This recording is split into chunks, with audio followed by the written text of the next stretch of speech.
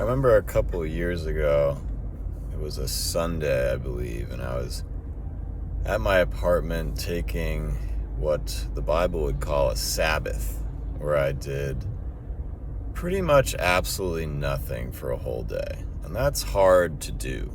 It's hard to do nothing. A lot of people ask, what do you do on the Sabbath?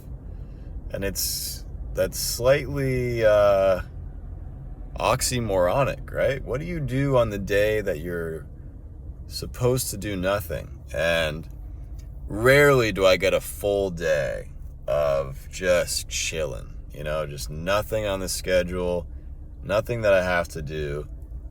But I remember just sitting there and being like, you know what? I'm going to be and sit on my couch and let whatever happens to me happen to me. Basically, whatever comes to my mind, come to my mind. Like, I'm going to exist in this spontaneous nothingness, if that makes sense. And see what is actually important to me. See what is actually inside of me. See what is actually needed from me. Let my body speak to me. Let my mind speak to me, right? To almost listen to myself. And I remember in that moment, I think I thought for like 5 minutes, just in my thoughts, and then I fell asleep.